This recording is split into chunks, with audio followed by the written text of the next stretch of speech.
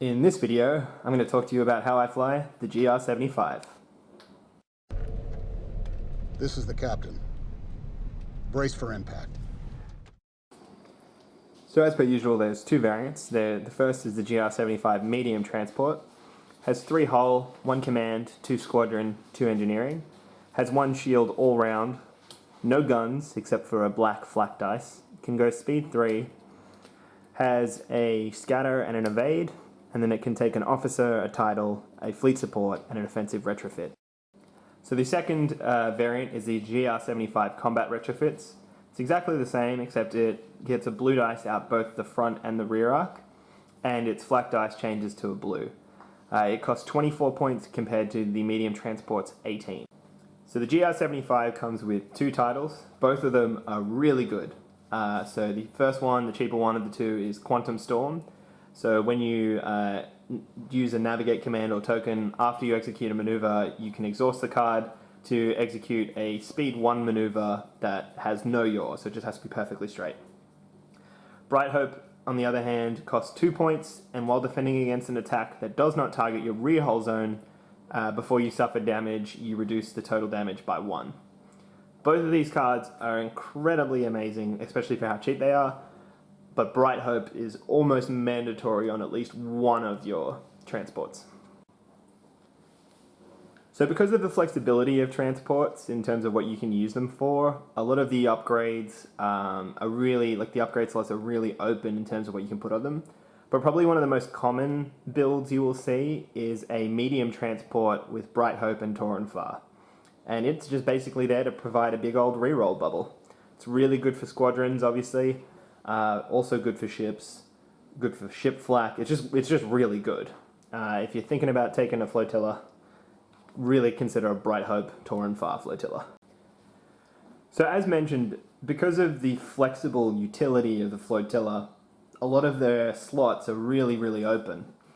Some of the popular ones that you'll see in the officer slot, as mentioned, include Tor and Far, but can also include Flight Commander, especially if you want to use it to push around squads.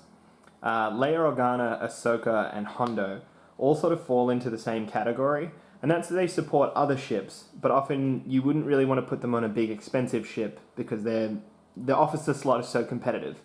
So that's why you'll often really see them on flotillas, because it doesn't matter if that officer slot is used for something like Leia or Ahsoka or Hondo.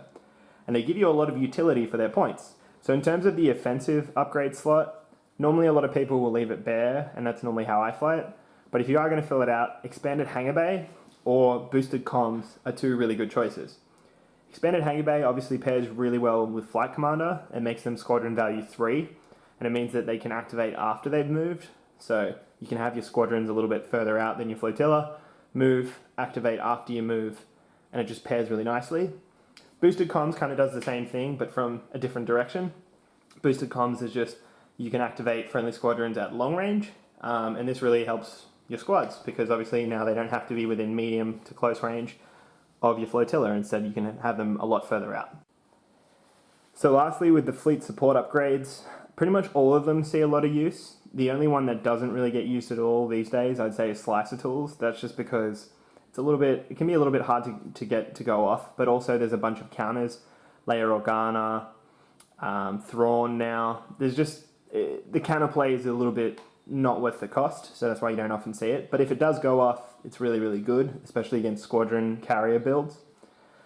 On the other hand, the most common upgrade, and almost if you're taking it and you have no other real purpose for it, I would consider mandatory, is CommsNet. CommsNet allows you to pass a token to a friendly ship at distance 1 to 5. It's really great because it allows you to support your actual sort of, not your useful ships, but your big combat ships or your carriers, and just make them better at what they do. Bomber Command Center, if you're taking a lot of bomber squadrons, again, another really good choice.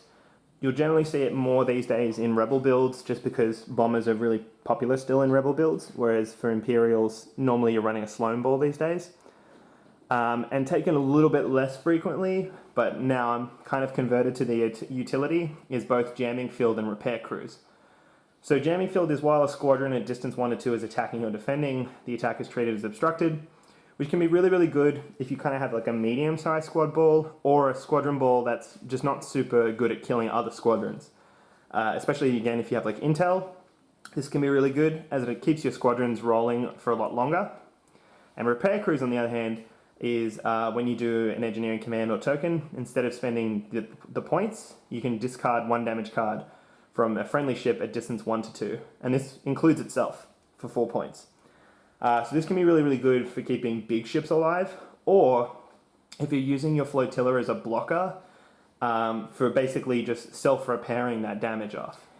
So I know a lot of people obviously really dislike it, and for a long time that was my position, but I would say these days, when you're building a fleet, a good place to start, both Rebel and Imperial, but specifically for Rebel, just put in 2 GR-75s.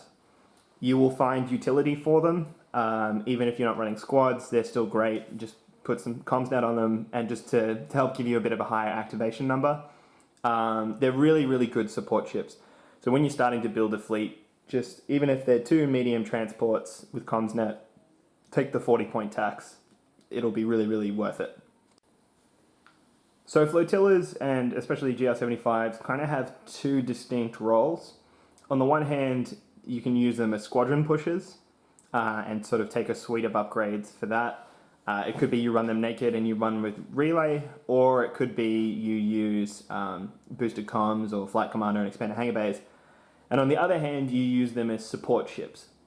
So this includes putting, like we said, putting those support officers on, like Leia or Hondo or Ahsoka, putting comms net on them, or if you've got a big ship you want to keep alive, repair crews. And the really good part about the support variant is they're really expendable. You know, normally they're only 20 points, 22 points. So you can use them quite aggressively to shield whatever ship they're supporting, as cheap throwaway blockers, as annoyance units. They're just, again, really good. Support the squadron version you can't be as callous with, just because obviously if they go down, then your squadrons aren't being pushed by anything, so it really hampers your ability to run your list. However, they are still pretty disposable, just because they're so cheap. So you're probably thinking, when would I want to take the combat retrofit? Generally speaking, most people tend to take the medium one just because it's a really easy way to skimp on 6 points. But a really good use for them is if you take 1 medium transport and put Tauren on it, and take either 1 or preferably 2 combat retrofits, suddenly you have a pretty obscene flak sort of ball. You'll have 2 blue coming out of the two combat retrofits, and you'll be re-rolling it through Tauren. So suddenly your flak, it just becomes really, really powerful. And so these 3 together can really push a nice squadron ball, because they have squadron value 6, plus support it with really good flak, plus your squadrons are better because of Tauren. So the other reason you might consider a combat retrofit is because they have a blue dice out the front and rear. Obviously this can contribute some ship killing firepower, obviously not a lot, just because it's 1 blue. But what it's really good for actually is if you take the objective fire lanes, it allows you to put 1 token or even 2 tokens really far out wide away from the battlefield, and now this ship can actually score those tokens because it has a dice. This can be really good or really bad depending on how it goes, but I have seen a lot of people do it, and I've done it myself. So how do you fly flotillas? Well, let's talk about the squadron pushes first. If you're running a normal squadron ball without relay, then you want to use them as a squadron shepherd. You fly them in pretty tight so that they can command them, obviously, and then also provide supporting flak. And then if you have upgrades like Tauren Far or Jamming Field or Bomber Command Center, then they're providing that utility as well. If you've taken the boosted comms upgrade, then obviously you can hang a lot further back and still command the squadrons, which can be really preferable because with only a scatter and an evade and very low hull and very low shields, flotillas, if you can get that accuracy to kill the scatter, die to anything above a gentle breeze. So if you're running them without boosted comms or relay and you're using them as a squadron pusher, again you want to fly in tight with your squad so that you can command them, but basically what you want to do is try and avoid the most lethal arc, and really if you can try and avoid getting close, because as soon as you start to get close you're just increasing the chance that you'll die. This is also why Bright Hope's really good, just because it gives you a slightly bit more survivability. And a lot of time what you'll find is with flotillas is you're basically hoping that your opponent doesn't have anything like H9s or Home 1 or Captain Jonas or anything that causes an instant accuracy, as instant accuracies are basically the death of all flotillas. Otherwise, without that, you're basically hoping that your opponent doesn't roll the natural accuracy. Again, if they do, you're probably in a bad way. This is why, again, flying very cautiously with your squadron pushes and really making sure to try and dodge those arcs is what you're doing. Again, if you're running boosted comms, this becomes less of a problem as you can still push your squadrons just from a really far distance. Should be abundantly clear why this is really obvious, as it allows the really fragile flotilla to really stay away from danger, but still contributing to the fight. Again, this is also why Flight Commander and Expanded Hangar Bays are really good, as it allows you to stay away from the danger, but still getting close to command your squadrons.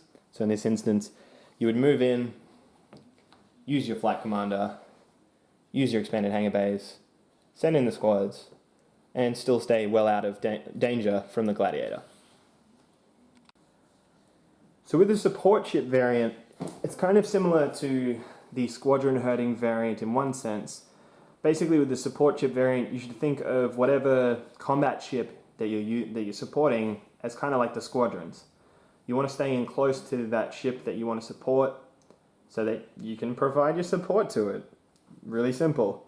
This is especially true of repair cruise flotillas, as obviously you need to stay distance 1 to 2. Less so for CommsNet. With CommsNet flotillas, obviously with the distance 1 to 5, you can happily be well and truly far away and still providing that support. So the other reason why that you would want to fly your support ships in close to the ship they're supporting is you can make full use of the cheap blocking that a flotilla provides. In this instance, we have a demolisher about to come in and try and target our MiG-75. We can activate the top flotilla with a navigate and block his attack angle. As a result, even though it's a bit hard to see, you can now see that as a result, the flotilla, although it might die for the cause, will protect our much more valuable and much more points expensive big ship that we're supporting. Because here, Demolisher now can't get an angle into the front arc to try and block us. So that's pretty much it for the GR-75. They're really, really flexible, cheap ships. And as said, you should really consider when you're building any fleet, just putting 2 of them in. You can use those 2 to push squadrons, to provide CommsNet support, to be cheap disposable blockers. There's just so many different options and utility that you can bring through a couple of flotillas, and especially because they also help your activations, that you kind of remiss not to do it unless you have a really good reason not to. That's pretty much it from us here today at Master of the Fleet. Again, consider supporting us on Patreon. Every little bit helps. Otherwise, leave your feedback. Tell us how much you hate flotillas or love flotillas. But that's pretty much it. This is Intel Officer Luke, signing off.